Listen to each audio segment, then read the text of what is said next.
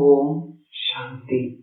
ஜனவரி 12, 2024 காலை முரளி பாப் தாதா மதுபன்.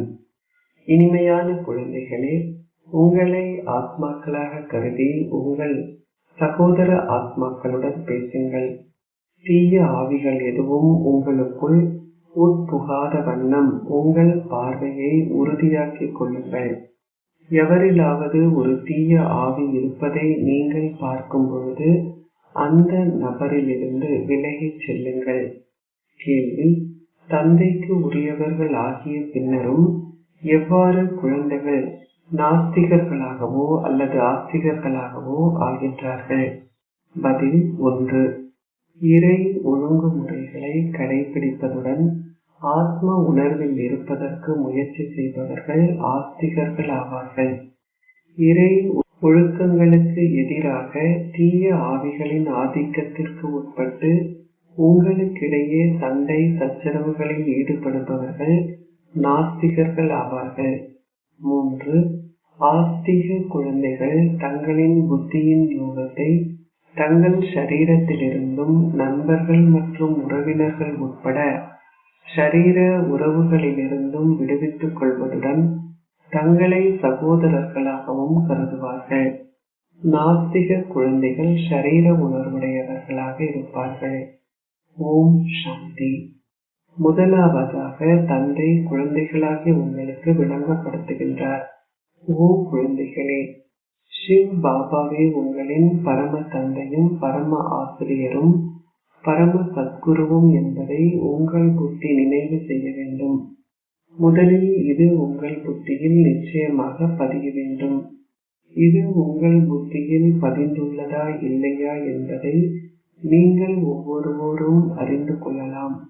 உங்கள் புத்தியில் நினைவு இருந்தால் நீங்கள் ஓர் ஆஸ்திகர் ஆவீர்கள். அது உங்கள் புத்தியில் பதியாது விட்டால் நீங்கள் ஒரு நாஸ்திகர் ஆவீர்கள். தங்கள் ஆசிரியர் வந்துவிட்டார் என்பது உடனடியாக மாணவர்களின் புத்தியில் பதியும். நீங்கள் வீட்டில் வசிக்கும் பொழுது இதனை மறந்து விடுகின்றீர்கள்.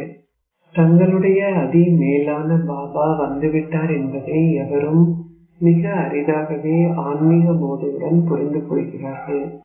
அவரே எங்களை மீண்டும் வீட்டுக்கு அழைத்து செல்லும் ஆசிரியரும் சத்குருவும் ஆவார். இதை நீங்கள் நினைவு செய்யும் பொழுது உங்களின் சந்தோஷ பாதரசம் உயரும். இல்லாது விட்டால் நீங்கள் வேதனைகள் துன்பங்கள் நிறைந்த அழுக்கான உலகை பற்றி பல்வேறு எண்ணங்களுடன் அமர்ந்திருப்பீர்கள். இரண்டாவதாக, விநாசம் நடைபெறுவதற்கு இன்னும் எவ்வளவு காலம் உள்ளதென்று மக்கள் உங்களை கேட்பார்கள். அவர்களுக்கு கூறுங்கள், இந்த கேள்வியை கேட்கக்கூடாது. அனைத்திற்கும் முதலில் எங்களுக்கு இதனை விளங்கப்படுத்தும் ஒருவரை தெரிந்து கொள்ளுங்கள். முதலில் அவர்களுக்கு தந்தையின் அறிமுகத்தை கொடுங்கள். இந்த பழக்கத்தை நீங்கள் உங்களில் பதித்துக் கொண்டீர்களானால் அவர்களுக்கு விளங்கப்படுத்துவீர்கள். இல்லாது விட்டால் மறந்து விடுவீர்கள். நீங்கள் உங்களை ஓர் ஆத்மாவாக கருத வேண்டும் என்றும் தந்தை உங்களுக்கு ஏராளமானவற்றை கூறுகின்றார். மற்றவர்களை ஆத்ம உணர்வு பார்வையுடன் பாருங்கள். எவ்வாறாயினும் உங்களால் அந்த பார்வையை கடைபிடிக்க முடியாதுள்ளது. இது அரிதாகவே உங்கள் புத்திக்கு எட்டுகிறது. அதாவது 1% பெறுமதி அளவிலும் எட்டுவதில்லை. அது உங்கள் புத்தியில் தங்காததை போன்றுள்ளது. தந்தை உங்களை சபிக்கின்றார் என்றில்லை. இந்த ஞானம் மிக மேன்மையானது என்று தந்தை உங்களுக்கு விளங்கப்படுத்துகின்றார். ஓர் ராஜ்யம் ஸ்தாபிக்கப்படுகிறது. ஏழையாக இருந்த நீங்கள் செல்வந்தர்கள் ஆகின்றீர்கள். வெகு சிலரே செல்வந்தர்கள் ஆகின்றார்கள். ஏழைகள் வரிசை கிரமமாகவே உள்ளனர். கடைசி இலக்கத்தை கொண்டவர்களின் புத்தியில் எதுவும் ஒரு பொழுதும் நிலைத்திருக்காது. எனவே எவருக்கும் விளங்கப்படுத்தும் பொழுது முதலில் சிவ் பாபாவின் 32 திவ்ய குணங்களையும் காட்டும் படத்தை உபயோகித்து விளங்கப்படுத்துங்கள். பரம தந்தையே பரம ஆசிரியரும் சத்குருவும் என்றும் அதன் மேல் எழுதப்பட்டுள்ளது. உங்களுக்கு விளங்கப்படுத்தும் ஒருவர் பரம தந்தையே என்ற நம்பிக்கையை நீங்கள் முதலில் கொண்டிருக்கும் பொழுது உங்களுக்கு சந்தேகங்கள் ஏற்படாது. தந்தையை தவிர வேறு எவராலும் இந்த ஸ்தாபனையை மேற்கொள்ள முடியாது. ஸ்தாபனை இடம்பெறுகின்றது என்று நீங்கள் விளங்கப்படுத்தும் போது உங்களுக்கு இவை அனைத்தையும் ஒருவர் விளங்கப்படுத்துகின்றார் என்பது நிச்சயம் அவர்களின் புத்தியில் பதிய வேண்டும். ஓர் ராஜ்யம் ஸ்தாபிக்கப்படுகின்றது என்று எந்த மனிதராலும் கூற முடியாது. ஆகவே முதலில் அவர்களை தந்தை மீது உறுதியான நம்பிக்கை கொள்ள செய்யுங்கள். கடவுளான தந்தை எங்களுக்கு விளங்கப்படுத்துகின்றார். இவை மனிதர்களின் கட்டளைகள் அல்ல, இவை கடவுளின் வழிகாட்டல்களாகும். புதிய உலகம் நிச்சயம் தந்தையினால் ஸ்தாபிக்கப்படும். பழைய உலகின் விநாசத்தை ஏற்படுத்துவதும் தந்தையின் செயலாகும். அவர்களுக்கு இந்த நம்பிக்கை ஏற்படும் வரை அவர்கள் தொடர்ந்து அது எவ்வாறு இடம்பெறும் என்று கேட்பார்கள். இதனாலேயே நீங்கள் முதலில் ஸ்ரீமத்தை பற்றி அவர்களின் புத்தியில் பதிய செய்ய வேண்டும். அப்பொழுதுதான் அவர்கள் மேலும் எதனையும் புரிந்து கொள்வார்கள். அல்லது அவர்கள் இவற்றை மனிதர்களின் கட்டளைகள் என கருதுவார்கள். ஒவ்வொரு மனிதர்களின் கட்டளைகளும் வெவ்வேறானவை. மனிதர்களால் ஒரே ஒரு வழிகாட்டலை வழங்க முடியாது. இந்நேரத்தில் ஒருவரே உங்களுக்கு வழிகாட்டல்களை கொடுக்கின்றார். அவரின் ஸ்ரீமத்தை மிக சரியாக பின்பற்றுவது மிகவும் சிரமமாகும். தந்தை கூறுகின்றார், ஆத்ம உணர்வுடையவர்கள் ஆகுங்கள். உங்களின் சகோதரர்களுடன் பேசுவதாக கருதி கொள்ளுங்கள். அப்பொழுது எவ்வித சண்டை சச்சரவுகளும் இருக்காது. ஒருவர் ஷரீர உணர்வுடையவர் ஆகினால் அவரை ஒரு நாஸ்திகர் என்று கருதுங்கள். ஒருவர் ஆத்ம உணர்வுடையவராக இல்லை என்றால் அவர் ஒரு நாஸ்திகராவார். ஒருவர் ஆத்ம உணர்வுடையவர் ஆகினால் அவரை ஒரு ஆஸ்திகராக கருதுங்கள். ஷரீர உணர்வு சேதம் விளைவிக்க கூடியது. சிறு சண்டை சச்சரவு இருந்தாலும் அவரை ஒரு நாஸ்திகராக கருதுங்கள். அவர்களுக்கு தந்தையை பற்றி தெரியாது. கோபம் என்ற தீய ஆவி இருந்தால் அவர் ஒரு நாஸ்திகர் ஆவார். தந்தையின் குழந்தைகள் எவ்வாறு தீய ஆவிகளை கொண்டிருக்க முடியும்? அவர்கள் ஆஸ்திகர்கள் அல்ல. தாங்கள் தந்தை மீது அன்பு கொண்டுள்ளார்கள் என்று எவ்வளவுதான் அவர்கள் கூறினாலும் கடவுளின் நல்லொழுக்க முறைகளுக்கும் விரோதமாக அவர்கள் பேசினால் அவர்கள் ராவண சமுதாயத்திற்கும் சொந்தமானவர்கள் என்றே கருத வேண்டும். அவர்கள் ஷரீர உணர்வுடையவர்கள். எவரிலாவது தீய ஆவி இருப்பதை கண்டால் அல்லது எவரினதும் பார்வை தீயதாக இருந்தால் நீங்கள் அவர்களிடமிருந்து விலகி செல்ல வேண்டும். ஒரு தீய ஆவியின் முன் நீங்கள் நின்றால் அந்த தீய ஆவி உங்களுக்குள் புகுந்துவிடும். தீய ஆவிகள் தங்களுக்குள்ளேயே சண்டையிடும். ஒரு தீய ஆவி எவரிலாவது புகுந்து கொண்டால் அவர் முழுவதுமாக நாஸ்திகர் ஆகிவிடுவார். தேவர்கள் சகல திவ்ய குணங்களும் நிறைந்தவர்கள். ஆனால் இந்த திவ்ய குணங்கள் இல்லாதவர்கள் நாஸ்திகர்கள். நாஸ்திகர்கள் ஓர் ஆஸ்தியை பெறமாட்டார்கள். ஒரு சிறு குறைபாடும் இருக்கக்கூடாது அல்லது மிகுந்த தண்டனையை அனுபவம் செய்ய வேண்டி இருப்பதுடன் நீங்கள் பிரஜைகளில் ஒருவர் ஆகுவீர்கள். நீங்கள் தீய ஆவிகளிலிருந்து விலகி இருக்க வேண்டும். தீய ஆவிகளை எதிர்கொண்டு நின்றீர்களாயின் தீய ஆவிகள் வரும். நீங்கள் ஒருபொழுதும் தீய ஆவியை எதிர்க்க கூடாது. நீங்கள் அவர்களிடம் அதிகம் பேசவும் கூடாது. தந்தை கூறுகின்றார், இது தீய ஆவிகளின் உலகமாகும். தீய ஆவிகள் உங்களை விட்டு நீங்காது விட்டால் நீங்கள் தண்டனையை அனுபவம் செய்வதுடன் உங்களால் ஓர் அந்தஸ்தை பெறவும் முடியாது. ஓர் யுத்தமே உள்ளது. சிலர் செல்வந்தர்கள் ஆகுவார்கள், மற்றவர்கள் ஏழைகள் ஆகுவார்கள். செல்வந்தர்களின் உலகம் இருந்தது, இப்பொழுது அது ஏழைகளின் உலகமாகும். ஒவ்வொருவரிலும் தீய ஆவி உள்ளது. தீய ஆவிகளை அகற்றுவதற்கு நீங்கள் முழு முயற்சி செய்ய வேண்டும். பாபா முரளியில் உங்களுக்கு மிகவும் விவரமாக விளங்கப்படுத்துகின்றார். பலவிதமான சுபாவங்கள் உள்ளன, கேட்கவே வேண்டாம். ஆகவே கண்காட்சிகளில் நீங்கள் முதலில் தந்தையின் அறிமுகத்தை கொடுக்க வேண்டும். தந்தை மிகவும் இனிமையானவர். அவர் எங்களை அவ்வாறான தேவர்கள் ஆக்குகின்றார். மனிதர்களை தேவர்களாக மாற்றுவதற்கு கடவுளுக்கு அதிக நேரம் எடுக்கவில்லை என்று பாடப்பட்டுள்ளது. சத்யுகத்தில் தேவர்கள் இருந்தார்கள். ஆகவே நிச்சயம் அதற்கு முன்னர் கலியுகம் இருந்துள்ளது. குழந்தைகளாகி நீங்கள் இப்பொழுது உங்கள் புத்தியில் உலக சக்கரத்தின் ஞானத்தை கொண்டுள்ளீர்கள். அங்கு தேவர்கள் இந்த ஞானத்தை கொண்டிருக்க மாட்டார்கள். இப்பொழுது நீங்கள் ஞானம் நிறைந்தவர்கள் ஆகின்றீர்கள். பின்னர் நீங்கள் ஓர் அந்தஸ்தை பெற்ற பின்னர் இந்த ஞானத்திற்கான தேவை இருக்க முடியாது. 21 பிறவிகளுக்கு சொர்க்கம் என்ற ஆசையை உங்களுக்கு தருகின்ற இவர் எல்லையற்ற தந்தை ஆவார். ஆகவே நீங்கள் அவ்வாறான தந்தையை அதிகம் நினைவு செய்ய வேண்டும். பாபா எப்பொழுதும் விளங்கப்படுத்துகின்றார். சிவ் பாபாவே உங்களுக்கு விளங்கப்படுத்துகின்றார் என்றே எப்பொழுதும் நினைவு செய்யுங்கள். சிவ் பாபா எங்களுக்கு இந்த ரதத்தின் மூலம் கற்பிக்கின்றார்.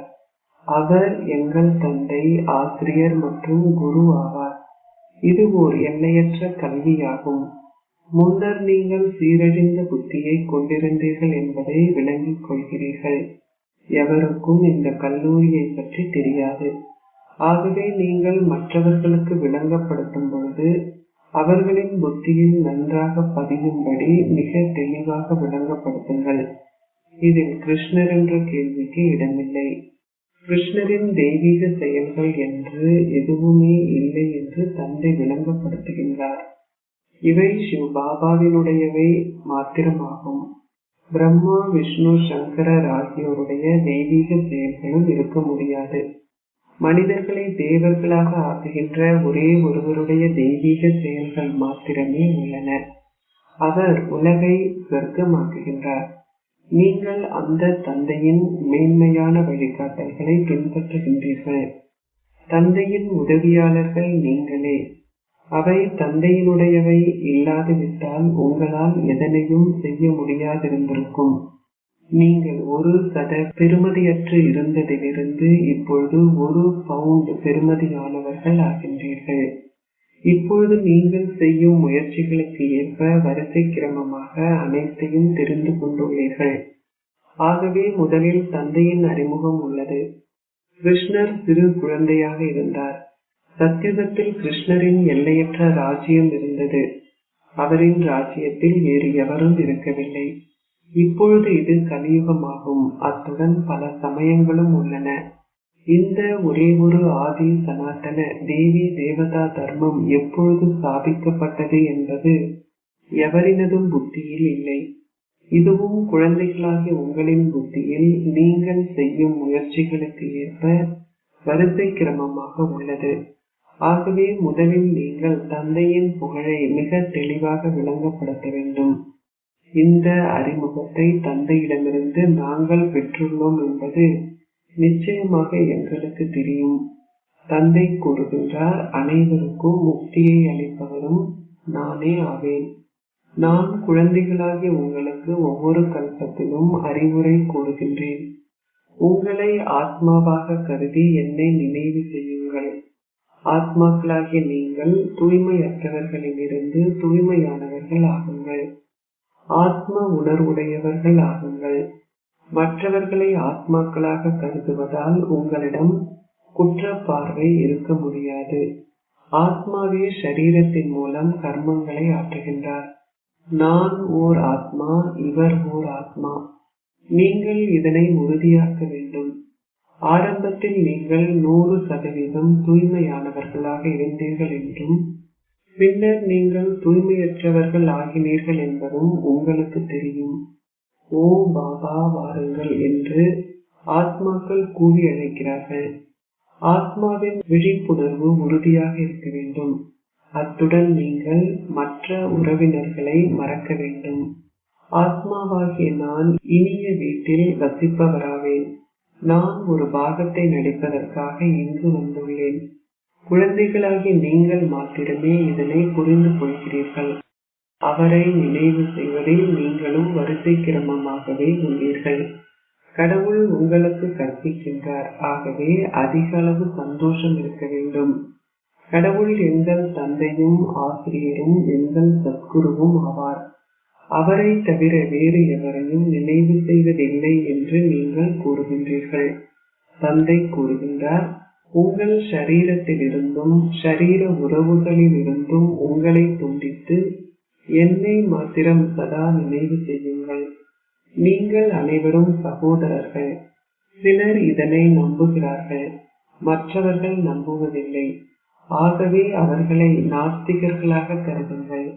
நாங்கள் சிவ பாபாவின் குழந்தைகள். ஆகவே நாங்கள் தூய்மையானவர்களாக இருக்க வேண்டும். பாபா வந்து எங்களை தூய உலகின் அதிபதிகள் ஆக்குங்கள் என்று நீங்கள் தந்தையை அழைத்தீர்கள். சத்தியுகத்தில் தூய்மையாகுதல் என்ற கேள்விக்கு இடமில்லை. அவர் ஒருவரே சிவ் பாபா என்றும் அவர் மூலமே புதிய உலகம் ஸ்தாபிக்கப்படுகிறது என்பதையும் முதலில் புரிந்து கொள்ளுங்கள். எப்பொழுது விநாசம் நடைபெறும் என்று மக்கள் கேட்டால் அவர்களுக்கு கூறுங்கள், முதலில் ஆல்பாவை விளங்கிக் கொள்ளுங்கள். ஆல்பாவை நீங்கள் விளங்கிக் கொள்ளாதுவிட்டால் அதற்கு பின்னுள்ளவை எவ்வாறு உங்கள் புத்தியில் பதியும்? சத்தியமான தந்தையின் குழந்தைகளாகி நாங்கள் சத்தியத்தை பேசுகின்றோம். நாங்கள் மனிதர்களின் குழந்தைகள் அல்ல, நாங்கள் சிவ் பாபாவின் குழந்தைகள். கடவுள் பேசுகின்றார், அனைத்து சகோதரர்களிடம் தந்தையான கடவுள் ஒருவரே. மனிதர்கள் தங்களை கடவுள் என்று அழைக்க முடியாது. கடவுள் அஷரீரியானவர். அவரே தந்தையும் ஆசிரியரும் சத்குருவும் ஆவார்.